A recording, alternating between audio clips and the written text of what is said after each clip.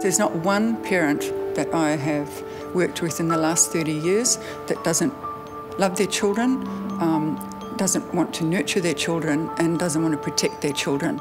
I'm proud to be part of this campaign, this Protecting Our Tomorrows, portraits of meningococcal disease. We need to raise the level of awareness of this terrible disease. Meningococcal disease is a serious bacterial infection that especially affects young children and teenagers in the way of either a blood poisoning or a meningitis, either of which can be life-threatening. To be able to just create these 15 images, it says everything about who I am as a photographer and why I do what I do. We're starting here in my home country, Australia, which is really great, and then we'll go to Europe and North America. Got a little 5-year-old girl coming in, Bernadette, and she's the very first one. You look like a fairy in a really pretty dress.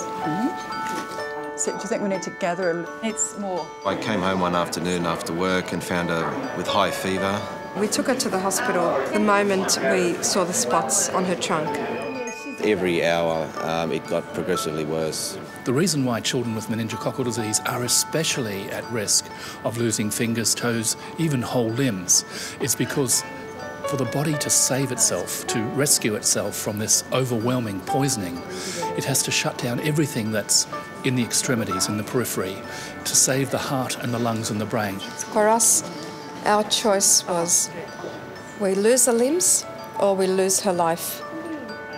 It's like, how could something that a little person who is that perfect, how could that happen to them? It's so important to immunise against this disease. We've got a 9-year-old boy this morning, Mackie. He's got such a beautiful face. Mackenzie was just over 3.5 when he fell ill. He had flu-like symptoms and was ill, but the differences, I guess, are a sore or stiff neck and any marks on the body, any little dots. I think he's got a really incredible insight into his condition, and that's why he did the yoga pose. It was a little boy sending a message. Like, people look at me because they're wondering what happened, and usually they just assume that I've been in a fire or something. It's a bit of a mixed message that I want to get across, you know, this sense of compassion, but this sense of strength. It's a really positive experience, and Anne made it really quite fun. She trusted me, yeah. She trusted me to make her look beautiful.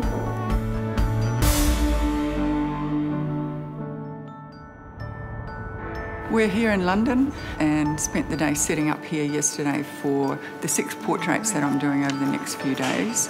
It's just the most positive series that I've done in the 30 years of photography.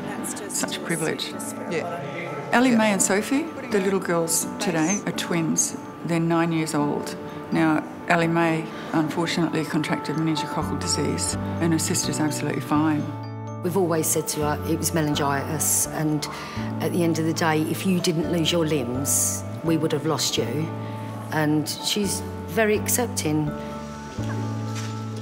But I'm a mother, and I couldn't imagine this happening to one of my girls. That's it, nice straight ballerina back. Look at these beautiful children. Yes, there's a sense of loss, but they're still beautiful children. We have a little girl this morning, Victoria, who's 5 years old, and she and her family have come here from Spain.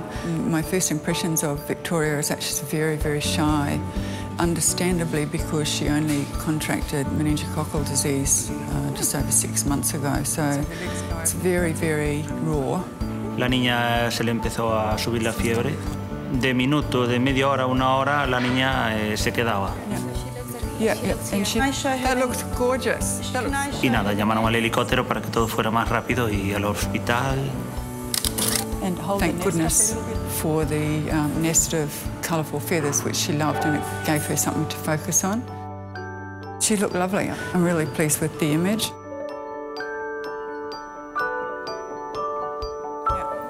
Little Elias is from Germany, and he's 7 years old. Also seitdem hat sich unser Leben sehr verändert. Wir haben viele Krankenhausaufenthalte, Die Amputationen müssen nachgekürzt werden. Die Haut macht ab und zu Probleme.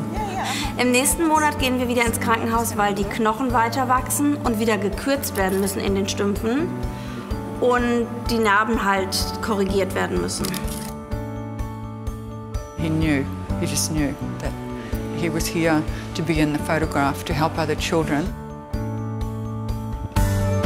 I feel so strongly about this campaign, and it's really hard not to become emotionally involved. All of these children have definitely got their own message. You can see it in their eyes. Aaron holding the dove and everything that it represents, I think it just really sums up the whole series. It's like he's carrying all of this hope for all of these children who have suffered from this disease and the people who have passed away as well. So he's got broad shoulders. I think he did it really well. Sydney to London and now here in Toronto in the cold. We've got a really nice concept for you today. This morning I'm photographing 25-year-old Jamie, who's come from Texas. She didn't have meningococcal disease until she was 20. I described myself being like a newborn bird because when I got out of the hospital, 1, I didn't have legs or fingers, 2, I was at 80 pounds, and 3, I lost all my hair. So I was a frail bird. But in a sense, I was like reborn. I had to relearn how to walk. I had to relearn how to touch things. I strongly feel that Jamie's going to go ahead and have a wonderful life. Yeah. People face struggles differently, but even though there are tragedies, we can bring ourselves up from it. I was diagnosed when I was 16. I had the meningitis with the septicemia on top of that, which is sort of like a blood poisoning.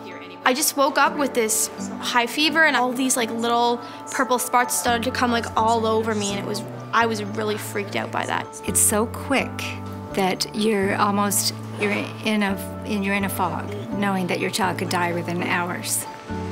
All this talk about girls are too skinny, girls are too fat, weight loss shows. She said to me, I want to be a part of this to show that you can be beautiful with scars on your legs, and that's what we're going to try and get across this afternoon. It's something that I don't want anybody else to have to go through just because it's been really hard on me and my family. It's so important to get like the vaccine for this. You're not supposed to be smiling. Even though I do have like scars and everything, it's a part of who I am, but it doesn't really define me.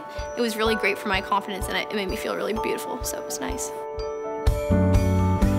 This morning we have little Mateo, who's 9 months old. It's really good to have a young baby Mateo's age in this series. Donc, vous lui avez donné une chance de vivre. Si vous aviez attendu la nuit, il serait mort à la maison, là. Puis on pense toujours que ces choses-là peuvent arriver juste aux autres. Puis quand ça nous arrive, on réalise l'importance de faire vacciner nos enfants pour les protéger contre la méningite, surtout quand on sait que la conséquence la plus grave, c'est la mort. We've got to get these 3 messages across with this series. So important.